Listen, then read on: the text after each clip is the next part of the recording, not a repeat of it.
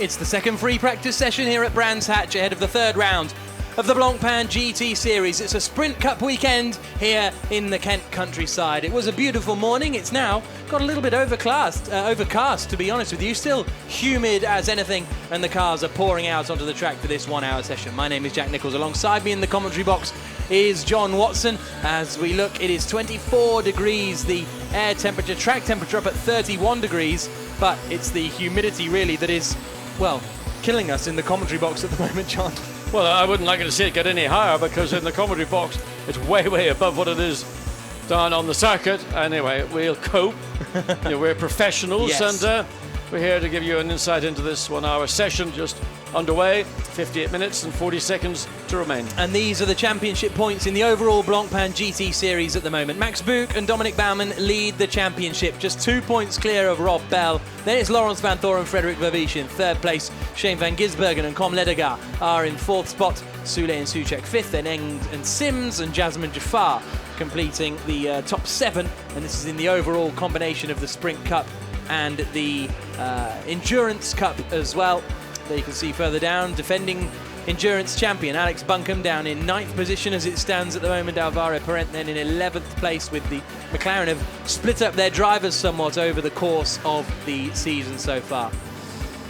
And as the cars make their way then down towards the first corner, that is how the championship stands. Quickest this morning in free practice 1 was Jules Simkowiak in the HDP Motorsport car, but in the first half of this morning's session, the silver and the bronze drivers were able to bolt on a new set of tyres and get some running in. And then the second half of the session, the pros came out, but they only had old tyres to use. As a result, it was a bit of a mixed up free practice 1 session. This should be more representative, John. Yeah, I mean, a lot of what was done in free practice 1 for some of the drivers was simply go out, just reacquaint themselves, or in some cases learn the circuit.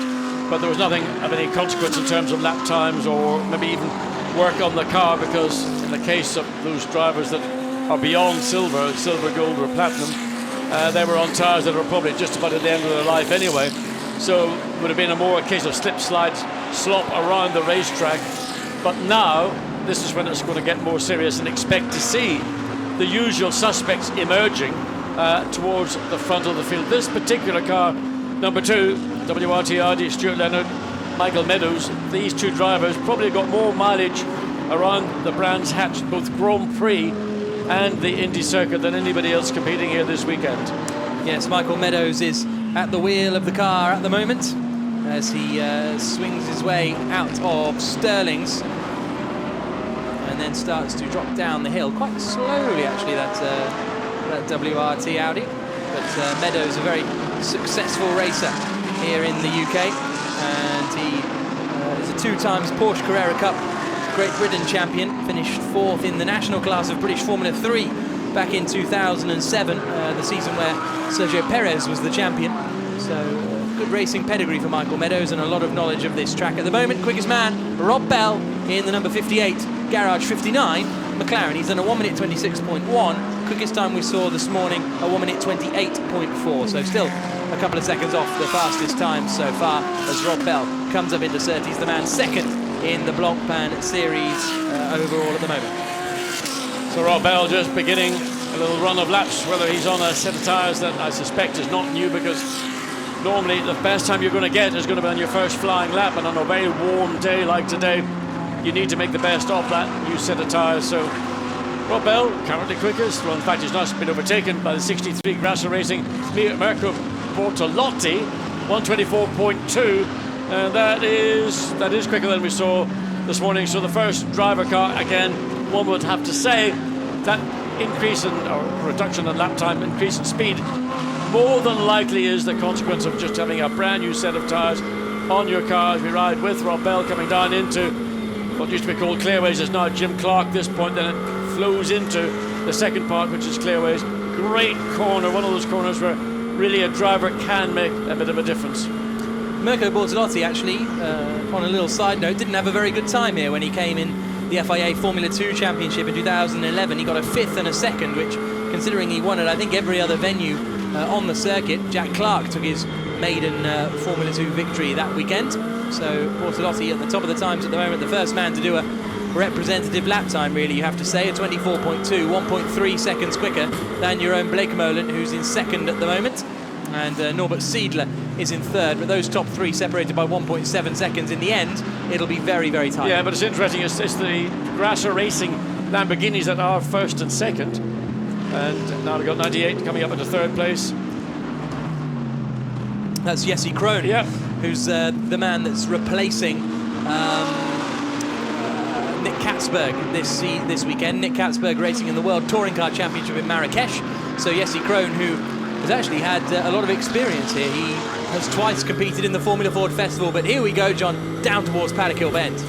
So coming up to the quickest part of the racetrack, across start-finish line, and you must stay on the left-hand side of the track. It's very difficult to do it, but then you make your cut, you do it blind, you make the initial turn, and then the car will run very wide. You've got to be careful on the exit of Paddock Hill Bend. There are sensors there to record track abuse. Same coming out of Druids, let the car run out wide, then back to the right-hand side of the track, onto the brakes into Graham Hill, again on the outside of the track. Oh!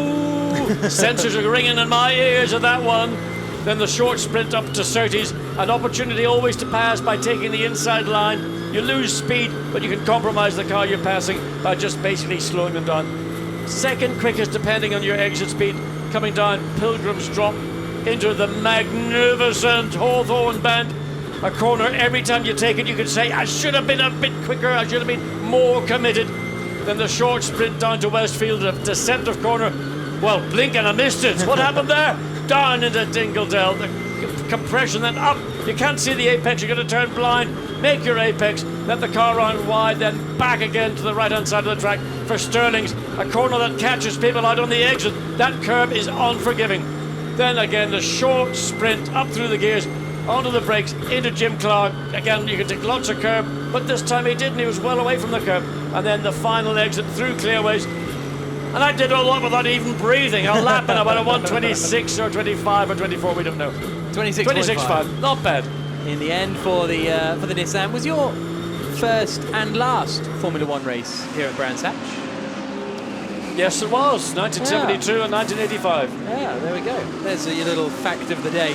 As Bob Neville watches on in the Nissan garage, the man in charge of the RJN team, and the 22 car of Ricardo Sanchez and Sean Walkinshaw is into the pits. Walkinshaw has come in and Sanchez is now climbing aboard. This is car number 99, the Rowe Racing Machine, Philip Eng and Alexander Sims piloting that car.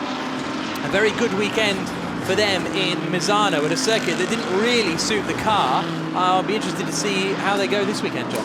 Well, we thought it didn't suit the car, but they got on the podium, and I think everybody was very impressed with the performance of the BMW. I mean, the thing I noted this morning, if anybody watched this morning's session, is that the growth of GT3 cars, and here's an example of BMW going away from the Z4M, which is a much smaller, physically smaller product, to the M6, which is a much larger product, using the same engine. But this car, certainly, I thought, in the sprint race, the press running more or less in tandem, the two Rowe Racing BMWs. So sector times for the 99 car, personal best. So it's 98, well, they're 99 and 98. 98 is 8th quickest.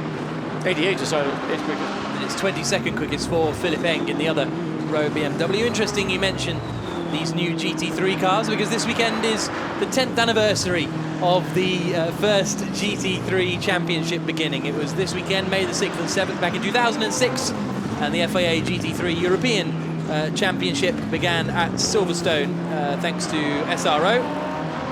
And yeah, 10 years on, here we are, still racing with the GT3 concept. As we see the 99 car of Philip Eng coming through the final corner of Clearways, then onto the little kink at Clark curve and getting ready to come across the line. Are we going to see an improvement? Currently 22nd quickest, moves up to 20th quickest Philip Eng. And still Mirko Bortolotti, the only man to have set really what you'd say was a competitive lap time, a second quicker than everyone else. Yeah, I would say that's a new tyre time. Third and fourth of the two Mercedes, and then you got number 84, Maximilian Buch in 6th place, and that's a sort of Mercedes-Bentley, Mercedes sandwich with Stephen Kane in 5th place. in the number 7, a car that Stephen Kane felt might actually be a quicker car around Brands Hatch than one might assume. Again, the BMW, the Nissan, the Bentley, and now even the AMG GT3 Mercedes just coming into view up the hill into Druids. Physically quite large cars, as opposed to there the McLaren, which almost seems tiny in comparison. And when you see the McLaren in the pits, it is also a big car. It's wide, not as long as some of the others, but certainly you see the car static, it ain't a shrinking violet. No, certainly not. It's not like the MG midgets, as we were discussing in free practice 1. Robin Franks goes second quickest in the number 4 WRT car, a 1 minute 24.561 for the Dutchman. And well, I think they might have given Robin the set of tyres he didn't have this morning. Yeah, he did say just on the way to the commentary booth, he was one of those that really struggled with pretty much worn out tyres. Now he's got a much better set. The times are there. Yeah, he said the one he was on this morning had done 170 kilometres, so not really worth the rims that they were put on. But Franks goes second quickest, then Bortolotti quickest in the Grasser Racing Lamborghini, then Franks in the WRT Audi, then Blancpain in the other Grasser Racing Lamborghini, then it's Bernd Schneider fourth quickest for HTP, fifth quickest is the 85 HTP Mercedes, currently in the hands of Clem Schmidt, and then Stephen Kane seventh, Baumann 8th, Baumann 7th, Vervish 8th, 9th for Stefan Racina, and 10th, Felix Rosenquist. And Andy Soucek's just gone up to third quickest in the other Bentley, so now they're still a second off the pace of Bortolotti. So car 1 has been off and back at turn 7, so that's the Vanthor Vervish car. Now, here's something I've got to say, and maybe I'm going to do Nicky Meyer-Melnhoff a disservice, but car number 6 already has been warned of track limits at turn 3.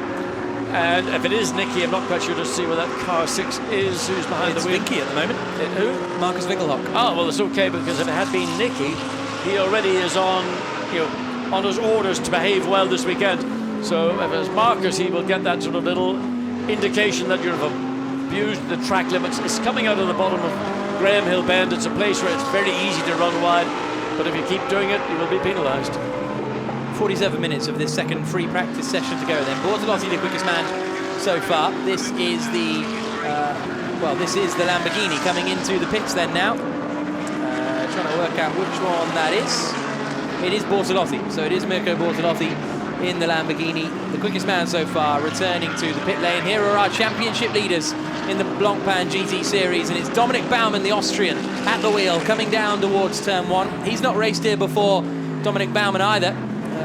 Raced in the FIA GT Series the season before we started coming here to Brands Hatch, and did a few races over the last couple of years, but Brands Hatch has never been one of them. Well, for many of the drivers coming to Brands Hatch, they say, wow, it's very narrow and everything's very close to the side of the racetrack. Now, people like Dominic Baumann, who race in the Nürburgring 24 Hours and other events on the Nordschleife, must be absolutely loving driving at Brands Hatch, because this is effectively a mini Nürburgring in every sense. You've got inclined, deep, whatever, corners, high-speed corners, middle-speed corners, corners that drop away from you, coming down Pilgrim's Drop into Hawthorns. I mean, this is a real challenging corner, and if you get it right, there's a massive amount of satisfaction. You can run the curb on the outside, it's a flat curb, and as long as it hasn't been holding any water from being wet overnight, then you can run the curb comfortably and confidently as well.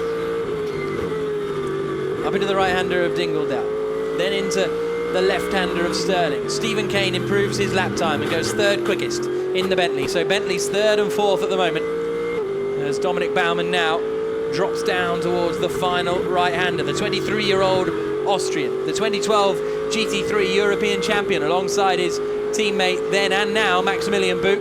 Are we going to see an improvement for the 84 HTP car? Yes, we are. Fifth quickest from 10th quickest. So, well, in a sense, maybe that's due to having a clear-ish lap, as Maximilian Buch is ready. So maybe we'll see now Dominic Baumann and car 84 coming in. Bentley runs the number 7, Stephen Kane, currently third quickest, running right out to the very exit of Surtees.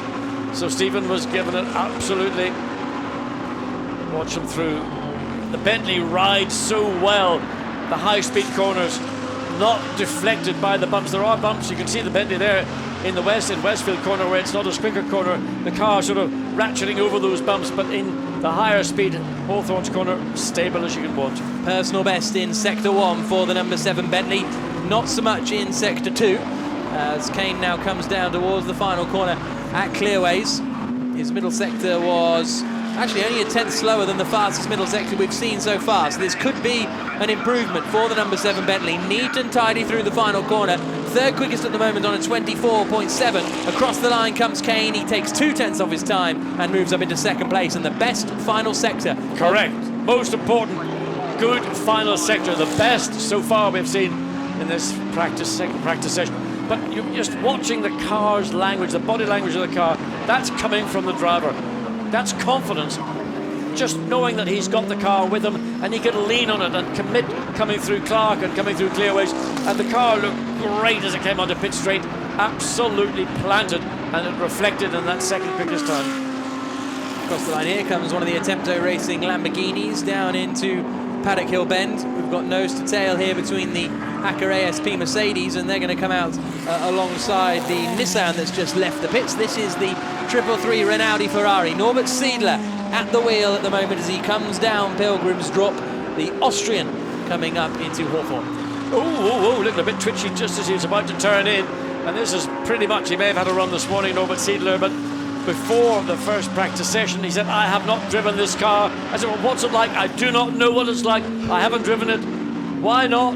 I don't know why not. He said, I'm just going to drive it here and take it. So this is turbo power for the first time for the 333 Ferrari. We know what they've done with the 358. 348. 458. 458, get it right, anyway. 348 all was the numbers. 348 was somewhat earlier. And it's a 333 car. It's all could be, simple. well, 333 with the V12. But anyway, let's see whether this team and driver pairing can drag up to 14th for Norbert Siedler. So he's 1.2 seconds away from what is still the fastest lap set by Mirko Bortolotti on his, I think it was his first or second flying lap. Yeah, lap 3. Stephen Kane's in. And also up to 5th place has gone Frank Stippler in the ISR Audi. So good lap times from him. Here's the 88 car now. And that is currently in the hands of, well, it'll be Felix Rosenqvist, or there we go, it is Rosenqvist. No, he's 5th quickest, that's why I didn't see him. I was looking too far down the order. So Felix Rosenqvist and Tristan Vosier sharing that 88 car, and that was one of the cars to write home about in Misano. Jack, I know when you saw ROS on the timing and scoring, you had somebody else in mind. I can't deny. Into the right-hander comes the 88 car, Stefan Racina. That's who I was thinking of.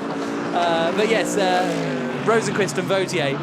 That's a great pairing. It was a real shame to see them retire in the closing laps in Misano. Now they were a real refreshing young pairing coming into GT3 racing in the Blancpain GT Sprint Series. And I think if they want to stay in GT3 racing, they will have a great future ahead of themselves. It's a career path that some drivers make with reluctance, others get over it and say, look, I've got a chance to make a great career for myself with a manufacturer in a great race series, and with the proliferation of GT3 racing globally and other sports car GT series, you can have a wonderful life. Yeah, and up to 3rd quickest has gone Frank Stippler, one of those men who has made a career out of GT3 racing in recent years. Here's Max van Splunteren in the 100 Attempto Racing Lamborghini as these cars go nose to tail down towards the right-hander of Hawthorne. This is the 100 car of van Splunteren, run by the Attempto Racing team, currently 28th quickest of the 37 cars we have here this weekend. You noticed how bad the bumps are getting in Westfield, because we noticed on Stephen Kane's Bentley that it was sort of ratcheting round the corner like a threepenny bit. The Lamborghini Huracan was probably more so than the Bentley, so that's giving the drivers sort of the sense they don't want to really commit until they know they've got the car lined up on the exit of the corner, in the event if it does suddenly snap oversteer that they may not be in a position to hold it. The car just dives into pit lane. Revised pit lane entry, those that are eagle-eyed amongst you, no chicane coming into the pits this weekend. And the reason why is we ran out of garage space. There are temporary garages built at the very entrance to the pit lane. There is a revised pit lane entry line, but the actual timing line is still the original line. So drivers got to bear that very much in mind. 40 minutes to go in free practice 2. Thank you very much for joining us. This is the man, 3rd quickest at the moment, Frank Stippler, in that ISR Audi. And they're hoping Stippler's going to be the man to really help ISR move to the forefront of the Blancpain series. Over the last couple of years, they've had some good drivers. They've had Marco Bononomi for the last couple of years, a factory Audi driver who races for the team at Le Mans, but they haven't really been able to find the kind of pace to match your Phoenixes and your WRTs, and they're hoping that Stippler, with all his experience, is going to be able to bring that to them. And certainly it looks like he's at the moment third quickest. Yes, I mean, Frank Stippler is one of those drivers that has been with Audi many, many years, and whatever you put him in, whichever of the satellite teams that represent the Audi brand, he always delivers. And only occasionally do you ever see him sort of being a bit naughty. Wow! But he skirted and flirted with the grass on the exit, coming through the top of Dingledell corner, and you don't want to do that too often, but Frank is in control, and he's so impassive when you speak to him out of the car. And he dives into the pit, so Philippe Salaquada might be preparing to jump into that car and go out and do his run. We've got 38 minutes, 30 seconds to go. So it looks as though we are going to sort of see the driver swaps now as we approach the half session distance, because Nicolas Pola has now taken over in the quickest Lamborghini, the 63 Grasser Racing Team Lamborghini. And if you want a good laugh, you should follow Grasser on social media accounts, because Gottfried Grasser, the team boss, posted a video the other day of how slick their pit stops go, and I think it was a race in the German GT Championship, and one car came in as the other was released, and these two Grasser Lamborghinis crashed into each other in the pit lane. Nightmare for the Grasser team, but great that they have the sense of humour to still upload it to social media and say, look how great our pit stops are. Also, while we're talking of social media, a hello to Craig Dolby if he's watching, because I know he was watching this morning and said he was really watching this, missing being out there. And our director says hi to Craig Dolby. Yeah, I mean, well. Craig, it's a great shame he's not here. Should have been in the car, disappointing that he's not. And I suppose in the sense, if you're not driving, been hanging around is probably the worst thing you can do. And seeing all your other contemporaries and your other teammates, former teammates, behind a wheel, and you know what you're capable of, and given the opportunity, Craig would most certainly be one of the drivers that would be putting the car towards the front of a grid here. So 37 minutes to go, still the 63 Lamborghini quickest, then the 7 Bentley, then the 75 ISR Audi. Robin Freitz is still fourth quickest at the moment, with Felix Rosenquist fifth quickest. So that means we've got Lamborghini, Bentley, Audi, Mercedes in the top 5 positions at the moment. So that's pretty well mixed up. Certainly looks as though the Lamborghinis are in better form here than they were in Mazzano. Yeah, it was a bit strange why they were a little bit off the pace. That's the 99 BMW, Philippe Eng and Alexander Sims. So that's a little, I guess, Philippe Eng was still behind the wheel, 13th quickest. Alex Buncombe has done personal best in sectors 1 and 2, as has Marcus Pommer. Philippe Eng at the moment, he's just been shuffled down a place to 14th, because Pommer in the Phoenix Audi comes across the line to go 11th quickest. Eng, meanwhile, has done a personal best in the middle sector, so we may see some improvement here from the driver of the Rowe Racing BMW M6. Still those two BMWs pretty much running a line astern out there on the circuit, as Eng turns through the final corner now and heads towards the line. Across the line he comes, and it's 14th, so he remains 14th and doesn't actually improve.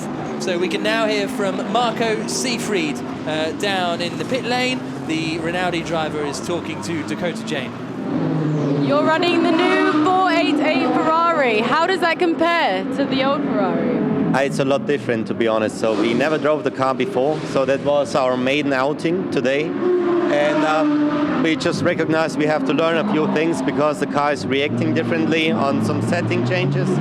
As well, you have to drive it a bit differently. With the old one, you could go a little harder on the curbing. With the new one, you have to drive more clean. So we have to adapt ourselves. We have to learn to set up the car, and we try to get it bounded together for tomorrow for the race. And what would be a good result for you in the quali? Pardon? What would be a good result for you in the quali? We try to be like top 10 would be our goal now for the first weekend, but we know it's hard. I mean, the Blancpain GT series is really tough now, and being in the top 10 means already a lot. But we know that the car is good, and we should be capable to do it. So that's our goal. If we can make it, we will see. Thank you. Good luck. You're welcome. Yeah, just watching the Rinaldi Ferrari, this is the 488, and the difference obviously is in the power plant is turbocharged. Had the team and the drivers had this car, let's say at Mazzano, which is a much more level circuit, doesn't have the elevation, the rise and fall, and maybe some of the bumps that Brands has now evolved over the years, would have been a much easier transition. But they're doing it more or less at one of the tougher tracks. And of course, it's the power delivery that you get with a turbocharged engine as opposed to a naturally aspirated engine. The way the torque delivery comes in, a lot more squirt coming out of a corner, and much easier to break traction simply than over the aspirated 458 Ferrari engine, which in itself probably didn't produce any more horsepower, but it was just probably a little bit higher in the rev range, the torque being a little bit leaner in the mid-range. I was speaking to one driver in the Blancpain GT series who is racing a turbo for the first time this year, having only just done normally aspirated in the past, and he said, I don't like driving the turbo. You can't figure out when the power's going to come. Is that something you found? No, I didn't, and I mean turbocharging technology has moved on, a massive amount from the period when I had a brief excursion in a turbocharged, either a single-seater or a Porsche 962 or whichever it happened to be. But the technology is now such that there's no throttle lag at all. But of course, there's a lot more torque, and I think you've got to be more thoughtful about how you use that torque, because what you can do is, say, break traction very much more easily, and there consequently you damage your rear tires. So that's the adaptation, I think, that some drivers are maybe finding it more difficult to make, whereas with a 458, if that's what they were driving, or maybe in the case of an Audi, which is a naturally aspirated engine, you can open the throttle pedal more before you hit the peak of the torque curve. So this is Marcus Pommer we are watching here, a man who has raced here in the FIA Formula 2 Championship, but meanwhile his teammate, Marcus Winkelhock, in the other Phoenix Audi, has set the fastest first sector of anyone. He has set a decent middle sector as well, a 37.5, which is about 3/10 off. So this is going to put Marcus Winkelhock, I'd say, up into the top 5. Across the line he comes, yes, 5th quickest, look at that. As through the final corner comes Marcus Pommer. Let's see what the German can do. Race winner in the FIA Formula 3 European Championship, and where does Pommer go? 7th quickest, so 5th and 7th for the Phoenix Audi team at the moment. Still Lamborghini on top, the 63 car that was set by Mirko Bortolotti, as Nicky Meermanov looks like he's getting ready to hop in the car pretty soon. So that may have been a new tyre run for Marcus Winkelhock. Certainly found quite a lot of time to get fastest first sector. Personal best second and third indicates that there was something, and it usually is a tyre change. That is the reason why the times certainly reduced in terms of the overall performance. Nicky Meermanov will be anxious to get behind the wheel of that car as soon as possible to see what he can do to support his German teammate. This is Winkelhock again. This is Christopher Haas, isn't it? No. Oh, no. Okay, sorry, my apologies. It was the running clock for Christopher Haas. That's what's confused me. So this is Winkelhock we are watching. He's done a personal best in the middle sector. His first sector was decent as well. So maybe we're going to get another good lap from Winkelhock as he comes into clearways now. Neat and tidy on the exit. So let's see whether Winkelhock can improve. Currently 5th quickest, as we mentioned, after that previous tour. Across the line he comes, and he doesn't improve. In the end, he loses a couple of tenths to his best time. But now things are starting to close up. We've got the top 9 covered by half a second. Vincent Abril is in the 7th car now. Whether his last lap time, he's just gone out, he's just taken over from Stephen Kane, so it's still Stephen Kane's time, which is, what, a quarter of a second away from the time that was set really early in the session by Mirko Bortolotti in the Lamborghini number 63. As we look at it, you might say the British entry in WRT with Stuart Leonard and Michael Meadows. Stuart Leonard enjoyed a very successful start to his WRT career, winning the Sepang 12 Hours at the end of last year in his first race in the car, alongside Laurens van Thor and I forget who was in the car as well. Was it Ortelli? I think it might have been Stefan Ortelli. I I should remember I was there really, but quite a long time ago now. It was very wet. Yeah, it was very, very wet. As Stuart Leonard now comes up through the right-hander. Not the greatest first sector. No personal bests or anything there.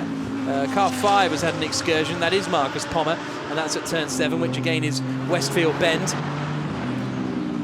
We're kind of now at the stage just literally over halfway in this session where most people have done what they're going to do on the set of tyres they have available. Maybe some of the second drivers are going to take over, but we're not seeing anything that would look like anybody's seriously threatening to go out now on a fresh set of rubber to get a benchmark for what they might be looking to do in qualifying. Lawrence Van Thor has just taken over the number 1 car, so we'll see if he's going to start setting some fast lap times. There you can see Nicky Melnoff climbing into the number 6 Phoenix Audi. Here coming through the final corner is Andy Soucek.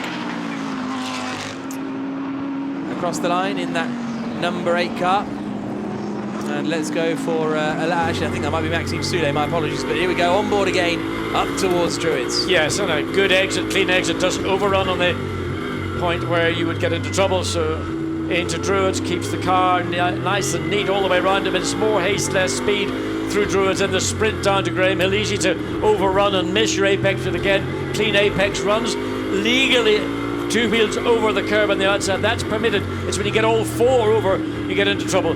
Again, makes a late apex in Surtees, being sort of maybe distracted by the Lamborghini directly ahead, focusing on his own road, but also where the Lamborghini is going to be. Not much difference, straight line speed as they come up to Hawthorns. The Bentley should be marginally quicker through here. Looks like it's closing down on the Lamborghini slightly, and then coming up to Westfield Bend, the gap again reducing bit by bit by bit. So Maxime Soulet, really, he doesn't want that car ahead of him. He's capable of running quicker than he is actually doing. The Lamborghini, is he going to let him go through? Yes, he decides that the Bentley is going to be a challenge, so he lets the Bentley go through. This lap is a waste of time for Soulet because he's been compromised pretty much half of the lap. He now can prepare to get a real clean exit out of Clark Curve, through clearways, maximise, ease the car, relax the car onto the pit straight, climb up the hill, look for your braking point, and then that commitment. You can't see the apex, you know it's there, you just got to trust your judgment. So Soulet and Soucek in the number 8 car, running 10th quickest at the moment. It was the 63 car of Nicholas Pola that they went past in that Lamborghini Huracan. That is the car that is top of the time sheets at the moment, albeit the lap set by Mirko Bortolotti, Pola's Italian teammate. And no real lighting up of the timing screens just yet. Christopher Hasser has just done a personal best in the first and second sectors in the 26 Cytolock Audi. We've hardly seen the Cytolock Audis at all over the last, well, certainly in Mazzano. They were sort of mid-pack anonymity at the moment, which is a surprise with the likes of Hasser and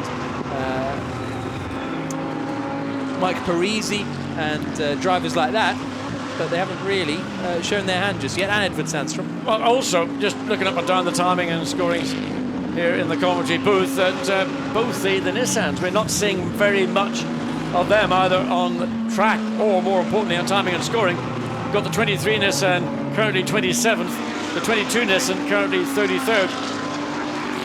They may just be going through, again, the story of do your work on old tyres, and when you feel comfortable, throw a new set of tyres on your car and then go out and get the time. So, as the Lamborghini pulls back into the pit lane then, and the 63 car of Nicholas Pola completes his latest run. We've got 25 minutes to go. Jules Simkowiak is looking very quick today, you know, he's just gone quickest of anyone, in fact, at 24.242. So Simkowiak goes quickest. The Lamborghini's back into the pits for Pola. His teammate, Mirko Bortolotti, is now second quickest. You are currently fastest. Does the Lamborghini suit this track? Well, it's just second practice, so we're working at the moment, trying to find a good balance for both the race and qualifying. So I managed to do quite a good lap this morning and now as well, so looking forward to quali. The car's running well and the team is working well, so we're looking forward to it. Thank you, good luck. So Mirko Bortolotti, literally just as the question was asked, lost that top spot to Jules Simkowiak. But another good lap from Simkowiak, who is the who is the silver driver in that, partnering with Bernd Schneider. Yeah, I mean, he's been strong throughout the Saturday at Brands Hatch, and again confirms that with a very good lap, 1 minute 24.242. Okay, 22 thousandths of a second quicker than the Lamborghini, which set its time on its third lap. Nevertheless, that's the car 86 HTP Mercedes-Benz. Simkovic actually was very mega here last year. I remember he was the one who, in the Bentley, made that fantastic move up the inside into Dingle Dell. Right, he was going to come into the pit lane, yeah, and he missed it. He was too quick, and he had to turn away. Now, was that just a mistake, or was he trying? I don't know. It looked like he made a misjudgment. Or he got a late call saying, don't come in this lap. We'll have to wait and see for that one. But Simkovic then the quickest in that 86 HTP Mercedes. The 20-year-old Dutchman did Euro F3 in 2014, then the Blancpain Sprint Series last year. There's the 16 car of Stefan Racina and Jeroen Blekemolen getting put on the rollers and pushed back into the pit lane again. That's a car that I would have fancied as a real front runner, but didn't quite work out for them, or any of the Lambos, I suppose, in Misano. I mean, currently top 17 are covered by just under a second, and in 17th place, car 84, Maximilian Buch. I mean, Dominic Baumann, would you ever consider that that's their position in this grid? Under no circumstances, but what's happening is teams are just going through this process. As the 458 Ferrari bounces its way up through into Hawthorne, that's the AF Corsa car of Denovic and Lambaret, Stefan Lambaret. That car at the moment is 35th quickest, with Lemeret at the wheel. The 42-year-old Belgian who's raced in the Le Mans series in the past, Clio's as well. As he comes down towards the final corner in the AF Corsa car. That car really moving around a lot as they come through the final corner. And across the line, are we going to see an improvement for them from their 35th position across the line up to 33rd? Well, that's progress. It doesn't matter if it's only 2 places. It's progress, but it did look a little bit, again, this sort of ratcheting over the bumps, that as if the team haven't quite got the damping that they require for the car. Buch has moved up to 9th quickest with a personal best lap. He's less than half a second off Jules Simkovic, and that Buch and Baumann HTP Mercedes was the car that took pole position last time out in Monza. Couldn't quite take the victory, but they managed to get it on pole, and the point that comes with it. Across the line comes the 26 car, and that is 3rd quickest then for Christopher Hasse. So there's the pace from the Sainz-Lock Audi team. Christopher Hasse up into 3rd spot. Edward Sandstrom, who drives in the sister car, watches on. But Hasse, former GT3 European champion back in 2009. Just watching Buch coming through Westfield, the Mercedes really, you can see how much, again, the bounce that is really noticeable. I mean, I haven't noticed this on previous visits to Brands Hatch, but coming through Westfield and then the drop down Dingledale, then into Dingledale corner, you know, if you haven't worked on that part of the car setup, it can hurt a lap time. And I just wonder where Maximilian Buch, personal best in this lap, 1st and 2nd sector, so he's looking for an improvement. So he is currently 10th. Maximilian Buch stays 10th. Yeah, that final sector, a 20.5, which was 4/10 slower than Jules Simkovic. So something must have gone awry for Buch in that final sector. Here now is the 1 car of Laurens Vanthoor. We're about to get his 1st sector time as he comes along the Cooper Straight. The number 1 WRT Audi comes through that 1st sector at 28.5, so not a personal best. Actually, it's terrible. It's 2 seconds slower than Marcus Winkelhock, so this isn't a flying lap for the number 1 car. It is a flying lap, but again, I suspect that what we've got are WRT doing their homework on tyres that have got mileage on them, and they're going to try and save as many sets of tyres as they can, primarily for both the sprint and the main race on Sunday, but also bearing in mind how important qualifying is, but in particular at Brands Hatch, and with a field of 37 cars, what you don't want to do is find yourself getting caught in mid-pack and then not being able to make progress. Overtaking anywhere these days is tricky, but when you get such a competitive field, we've got, looking down at 17 cars covered now by 0.831 of a second, and you want to be at the sharp end of that 0.831, not the blunt end. Yeah, absolutely. And in fact, it's 2/10 from sort of second to third. So from third to 17th is just 0.6 of a second. So currently fourth quickest, Vincent Abril and Stephen Kane, and the Northern Irishman is talking to Dakota now. Currently fourth. What is their chance of being you on the pole this week? Well, it's going to be very difficult, but yeah, we've made a good step forward with the car for this session, and yeah, we need to make some more improvements, but we'll give it our best shot, obviously. But yeah, we'll have to see what qualifying brings. Good luck for later today. Thank you. Thanks. So there is the number 1 car. I just wonder if they've got something going on there in that car, because there's 4 mechanics all on their knees around it. Frederick Verviche is leaning over the window and talking into Laurens Vanthoor, and we saw them out on track a moment ago, not pushing by any stretch of the imagination. Well, let's have a look again. Yeah, coming through. Oh, this is the number 2 car. This is the Leonard Meadows car. Whoa! That is for somebody who knows this racetrack. I mean, better than he knows the palm of his hand. That's a bit of an own goal. Yep, off towards Canterbury there. Stuart Leonard rejoins the circuit. And drags a bit of grass cutting. JP will love all that. Unfortunate to end his race in the wall in Misano, wasn't he? After it was sort of assisted. Yeah, after contact with Alex Buncombe. So there's the number 1 car. The number 2 car has returned to the pits as well. But I mean, maybe it's all fine, but it doesn't look happy. I understand what you're saying, and I think that you've got good grounds to say it. Oh, that's a Porsche!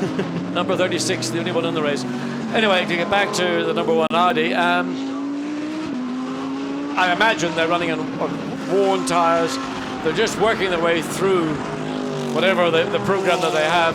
If that's a representative time of a fresh set of tyres, then they have right to be worried, because they still remain only 26th. But in my view, it's just a situation where WRT, they know the cars so well, they know the circuit so well. I think you said they had pole position here last year. So, they don't suddenly lose 2 seconds one year to the other. The only difference, of course, is that in sprint, we're running now the same tyre that you run in endurance, and that's a slightly more durable tyre. It is an endurance tyre by definition, where the sprint tyre was softer and it was a sprint tyre. Whether that's a difference, I doubt it very much. Stuart Leonard then being wheeled back into the garage in the number 2 WRT Audi. A little bit of grass on the front bumper, but nothing. A little bit of a, there we go, brush. Won't sort out. Good work. And yes, so Jules Simkowiak still the quickest of anyone at the moment in that 86 HTP Mercedes. Then it's the 63 Lamborghini in second place, lap time set by Mirko Bortolotti. Third is the 26 Sainz-Lock Audi that Christopher Hasser set the lap time in. Vincent Abril and Stephen Kane fourth quickest for Bentley, and fifth is Philippe Talaquada in that 75 ISR Audi. Here is the Black Pearl Racing Ferrari with through the left-hander, who is at the wheel of that at the moment. It's Steve Parrow at the moment in 27th place. Jack, Yep.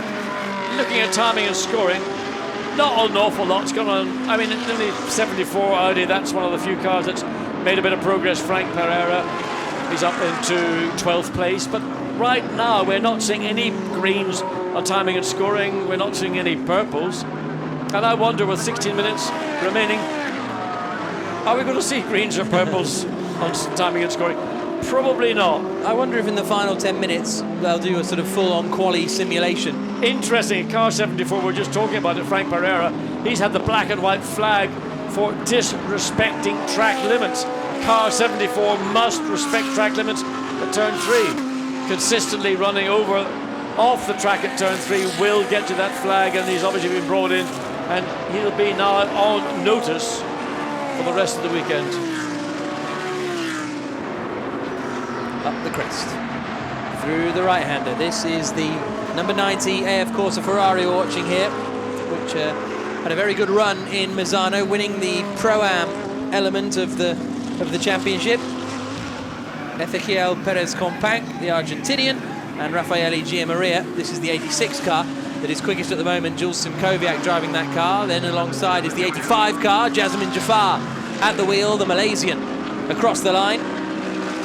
23 years old. He's got a lot of experience here as well, finishing second in British F3 back in 2012. Yeah, it's a slight difference in a sort of 600 kilogram single-seater to a 1200 kilogram GT3 car. It doesn't quite change direction as quickly as the Formula 3 car did. Dropping down the hill through the left-hander of Graham Hill Bend. Jasmine Jafar, part of the team that finished on the podium in Monza, alongside Bouk and Baumann, and up in front of him is one of the ACA ASP entries. I think it's the Jean-Luc Bobelic Morgan Moulin Trafort entry. Yeah, you can see Jafar keen to get through as quickly as possible, and lights flashing. So again, momentum was going to be lost unless they. Yes, he's going to be given the corner into Westfield, but he's had to sort of compromise his entry. So this lap for Jafar, currently 8th quickest, best lap 124.649. Last lap was an out lap 131.9. So this lap, you know, to say it's wasted, nothing is ever wasted, but in terms of an improvement in time, and we're seeing a Nissan for the first time really.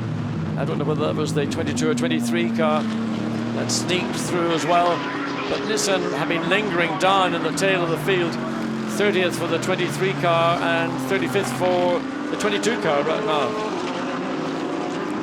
Across the line comes Jasmine Jafar. And as we saw, that lap got interrupted a little bit, so he lost about 3 or 4 seconds as he comes down through Paddock Hill Bend now, and then climbing up the hill into Druids. There you say behind is the Nissan. Which one is that? That's it Sanchez. is 22, yeah. Going a little bit deep into Druids, and as a result, sort of holding up the Bentley and the Audi and the Mercedes that are coming with him. Here, meanwhile, is the 74 ISR Audi of Franck Pereira. So has he been a good boy now? Is he behaving out of turn 3, or has he sort of forgotten already headmaster's instructions? Jeroen Mul's just done a good first sector, a 27.0. As he comes through that sector 1, we'll keep an eye on his time. It's a personal best as well in sector 2 for Jeroen Mul, but that's not too much to ask because he's down in 32nd place at the moment, the former Blancpain Super Trofeo champion. Oh, big squeals as someone comes through the final corner, and we've got 2 cars off. So There's one of them, it's a Porsche. Yeah. Jack, it's a Porsche. It's Didi Gonzalez in the Porsche and Jeroen Mul, the man we were just saying has had a good run.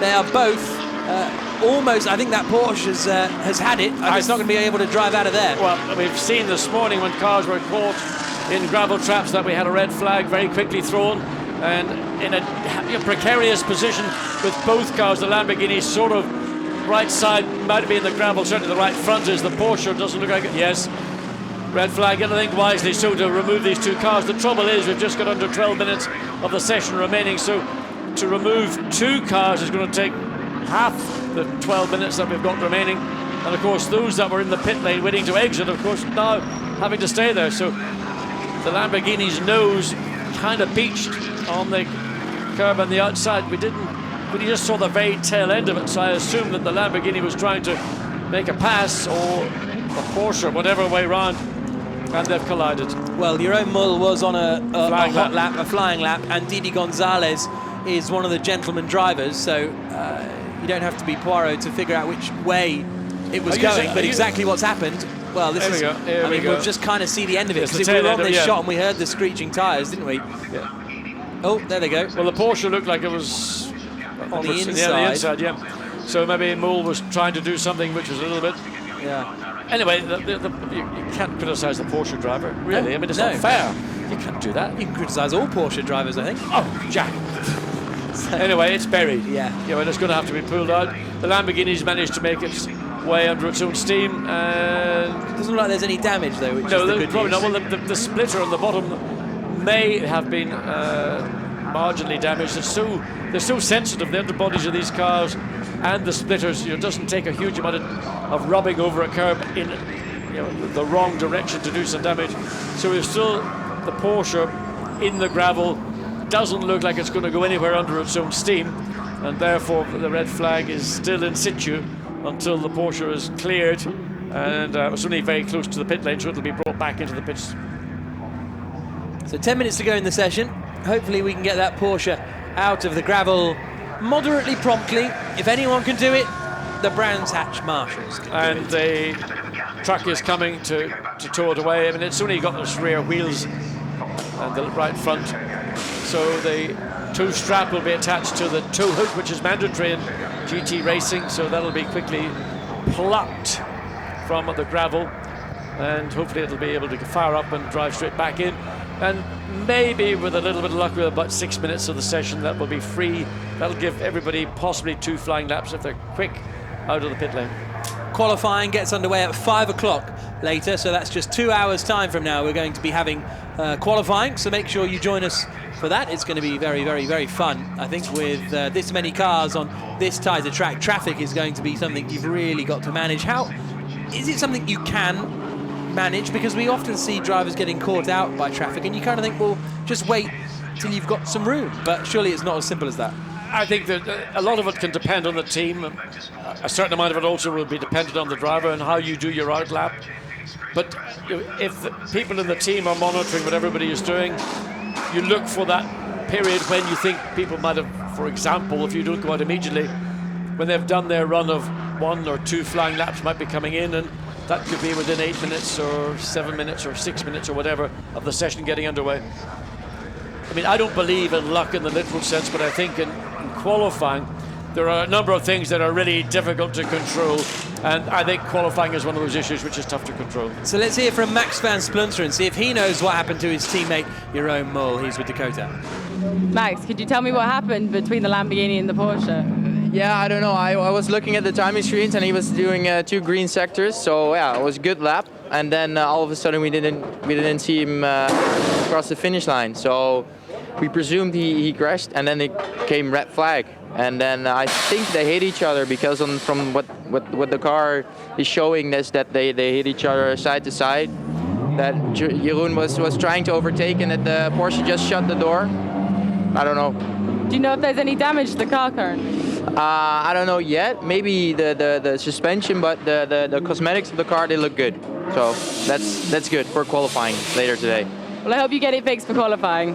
Yeah, for sure. Thank you. So 7.5 minutes to go, and we've got green flag underway. Here is a look at the car, and well, it was the other side of the car, I think, that took the damage, wasn't it? The right, driver's right. Yeah, I mean, it depends how the car might have slid. It got just very slightly into the gravel, but it's the splitter in the front of the car and the underbody that then is beyond the splitter. And if there is damage to that, it will have a bearing on how the car performs. But with 7 minutes remaining, they're not going to be able to do an awful lot other than a quick cursory glance to see if there's anything that looks array. I mean, if the driver came back, Jeroen Mul came back and said the steering wheel's sort of down by a quarter, then you know you've got a suspension damage. But good work by the marshals to get the Porsche cleared and to get not qualifying, the second free practice session underway with just over 7 minutes remaining as they left the pit lane. As we look at the 84 car, I'm assuming there's still Maximilian Buch now the wheel. The 100 car is back in, so Jeroen Mul stayed at the wheel and has now driven straight out of the pit, so they can't be too concerned. Now I'm hoping they've all bolted on a set of brand new sticky qualifying tyres and we're going to see some great lap times, but it may just be running through the final parts of their programme. We'll soon find out as Buch gets on the brakes down into Paddock Hill Bend. Yeah, what Max Buch's going to be hoping for is he gets a clean, clear lap. So watch him into Druids.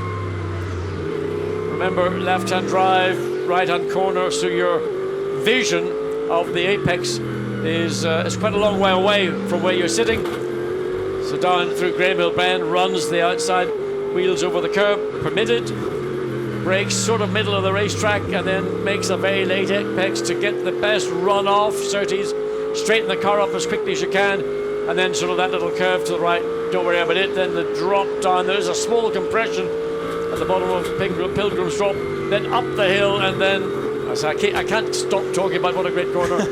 That's the fulfillment of getting it right. Then there's sort of a hop, skip and a jump through Westfield Bend as you go this out of the corner. And then it smooths out as you drop down again and up into Dingledale corner.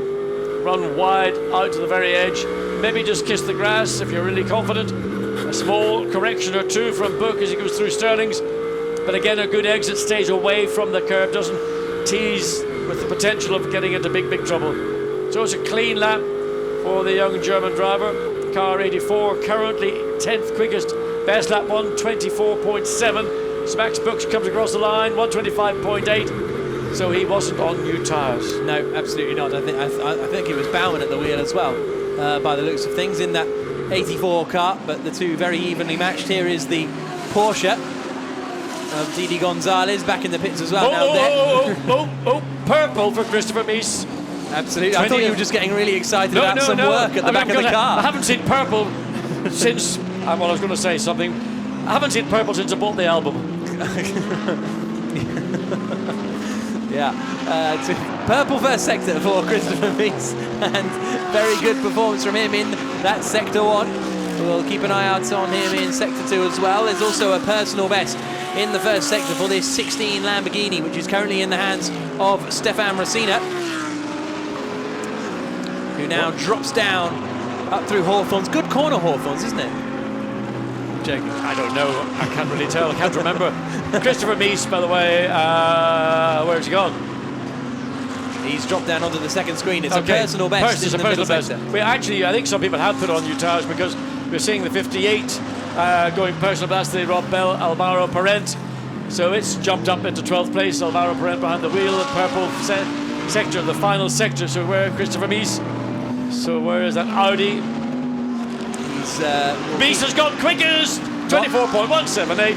We're looking on the second page and is the very top of page 1. So Christopher Mies, quickest of anyone. Here comes Stefan Racina. Can he improve from 18th position? Across the line he comes, yes, up to 13th spot. We now have 23 cars covered by 1 second here at Brands Hatch. That is tight, whichever way you twist it. A personal best in the first sector for Alvaro Parent. He set the fastest final sector of anyone on that previous lap, so he is getting into the rhythm. Car 6 has to respect track limits at Paddock Hill Bend, so that is a telling off for who's at the wheel at the moment. Nicky Melnhoff. So let's hear from Didi Gonzalez. What happened with him and that Lamborghini at the final corner? Dakota has been trying to find out. What happened between you and the Lamborghini? The Lamborghini pumped me on the last corner here to the starting lane. So on the right back side, yeah, and so I got a turn, and we were then out. So do you know if there's any damage currently to the car? A little bit on the carrosserie, yeah. So most of the bump was on the wheel, on the right back wheel. Thank you very much. He meant the bodywork. Yeah. He said that. So he says he got hit from behind by car 100. It's quite possible, but we didn't get to see the incident. No. We just saw the conclusion of it. So I mean, both drivers will have their versions, and it's what you get when you get, with respect to Didi Gonzalez and someone like Mole, who was on it, just a miscommunication. But it's indicative of what can happen, and more than probably, it's not going to be the first time you'll see two cars having light contact, particularly coming into qualifying, and possibly both in the sprint and the main race on Sunday. The team manager of Car 100, which is Jerome Mole's Attempto Racing Lamborghini, has been politely requested to come and visit the race director. So Christopher Mies, quickest of anyone at the moment, a 1 minute 24.178. Bernd Schneider and Jules Simkowiak second quickest at the moment, about half a tenth of a second behind. Here is Mies, whose pace has dropped off at the moment. Also the ISR car of Salaquada and Stippler. Their team manager has been asked to go to see the race director as well. Raffaele Giammaria has just improved his time and has gone up to 30th position in that number 90 car, which is in the Pro Cup, after they had a very, very impressive race in Misano. Who else out there is looking quick? Baumann has just set his personal best in the final sector, so maybe we're going to start to see a push from him as the cars start their final tour of this circuit with just 20 seconds left on the clock. The checker flag is going to be coming out any moment now, and that'll be it ahead of qualifying later on in just 15 minutes with these cars on track. I need to figure out how many cars are going to be going through to the top 10. It's half and then rounded up to the nearest whole number, and that's maths I can't really do in my head at the moment. The checker flag comes out. Wave it, wave it, wave it, wave it. There we go. The checker flag falls, And the session comes to a conclusion. Van Thor's just done a personal best in the middle sector. That number 1 car has got up to 11th quickest, half a second off Christopher Mies at the moment, and Mies actually has just done a very good middle sector as well, so he's still pushing on this final lap. We may see an improvement from Christopher Mies. At the moment, he's the quickest man of anyone. I just wonder, has Christopher Mies been sent out to be a kind of stalking horse for the remaining WRT team cars to get an indication of what a new tyre is going to do in terms of lap times?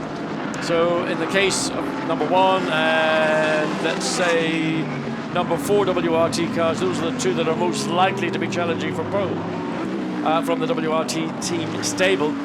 So sometimes a team has to do something which may not be necessarily in the immediate interests, in this case Christopher Mies, but he made good use of what he was given to get that fastest time, 64 thousandths of a second quicker than the 86 Mercedes. Christopher Mies sharing that 33 car as ever with Enzo Eid, and they are going to end this session quickest by the looks of things. No one else out there setting the timing screens alike. A few personal bests here and there, and here is, well, do you want a daisy chain, John? Jack, a bit like you and the babe, isn't it? Except she'd never come to a racetrack. That's the difference. So Christopher Mies is going to end this session quickest, and fantastic to see such a good attendance here today. Tomorrow's the big day, really, with 2 races. Qualifying race getting underway at midday, and the main race getting underway a little bit later. 20 past 4 is the main race tomorrow. As ever, you can watch it live here on across the Blancpain GT Series website or YouTube, or whichever way you decide to stream us now. You will be able to stream us for the main races that are coming up tomorrow. Let's have a look at the results then after the second free practice session. Quickest of anyone, Christopher Mies for the Belgian Audi Club, Team WRT, but half a second separating the top 12. Christopher Mies setting the fastest time. Then Jules Simkowiak, the second quickest time. Mirko Bortolotti setting that third quickest time very early on. The top 3 within 86 hundredths of a second. Mike Parisi finishing in 4th quickest. Him and Christopher Hasse doing a good job for the Sansalok Audi team. Vincent Aber and Stephen Kane, the first of the Bentleys, in 5th place. Then you've got Frank Stippler, good lap for him, in 6th. Dries Van Thoren, Robin Freins finishing that session in 7th place. The first of the McLarens, that lap time set by Alvaro Parent. He is 8th quickest, 9th quickest for Meir Melnoff, and Winkelhock, Jasmine Jafar completing the top 10. The number 1 car of Avish and Van Thor only managed 11th quickest, despite being out there a reasonable amount on the circuit. The Lamborghini Huracan of Stefan Racina and Jerome Blekemolen finishes the session in 14th position. Then there's 3 Audis in a row, a Phoenix, an ISR and a WRT. Marcus Pommer, Franck Pereira and Sergio Jimenez setting those lap times respectively. Maxime Soulet and Andy Soucek then down in 18th place, which will be a frustration for them, but still only 0.6 of a second off the quickest time. We haven't even got to being 1 second off pole position yet. Mikhail Broniszewski and Giacomo Piccini completing the top 24, less than a second behind, and there we go. So it's the top 24 covered by less than a second. We've got the likes of, well, we got the Rowe Racing car of Steph Dusseldorp and Jesse Krohn in 26th. Marco Seefried in that Ferrari down in 27th. He and Norbert Siedler sharing that one. Also the Nissans not having a happy day. The 23 car well down, and 37th Ricardo Sanchez and Sean Walkinshaw. So let's hear from Christopher Mies, fastest man in the final practice session. He's with Dakota. Christopher, so fastest in pre-practice too. It looked pretty good for qualifying, doesn't it? Well, it was quite well. We worked quite hard on the setup the last session. We improved it step by step, and right now we have a pretty good car, but I'm sure not everyone took new tires, so it's a bit of a gamble, and we are not quite sure where we are, but I feel quite confident that the car is mega. Thank you. Thank you. Good luck. He seems happy. Yeah, I mean, he's got the time, the car felt good, that new rubber makes a massive difference. So you go into qualifying with a level of confidence that if you're in the middle of the pack, you'll be scratching your head and wondering, is the performance there in the first place? But of course, one of the things that's going to be interesting is people, what they do in qualifying. They've got to be careful when it comes to the race. They've got Silverstone next week. Yeah, that's a very good point. So, Free practice 2 got underway about an hour ago now, and straight out of the blocks was Stuart Leonard and Michael Meadows. They know their way around this circuit very well indeed. This was a view on board with Maxi Vuk as he dealt with some traffic. The 84 HTP Mercedes that finished second last time out in Monza a couple of weeks ago. The 333 Rinaldi Ferrari in the hands of Norbert Siedler and Marco Seefried was out there on the circuit, as was the number 8 car of Maxime Soulet and Andy Schuttek, almost getting a little bit of an air there on the exit of Sterling's Bend. 75, oh, that was a close one to the grass for Frank Stippler. You don't want to get too close there. Big twitch in the middle of the corner for Stuart Leonard at Sterling's, and that sent him skipping through the gravel, but the Audi was able to recover. Just a little bit of lawn mowing done, and that nothing more dramatic than that. The Kessel Racing number 11 Ferrari in the hands of Mikhail Broniszewski and Andrea Piccini that had ended up in the gravel in free practice 1 managed to continue. Then we had Jerome Mull and Didi Gonzalez coming together. That brought out brief red flag, but then the checker flag came out for Christopher Mies in the 33 WRT Audi. Quickest of anyone. Make sure you join us for qualifying later on. It gets underway at 5.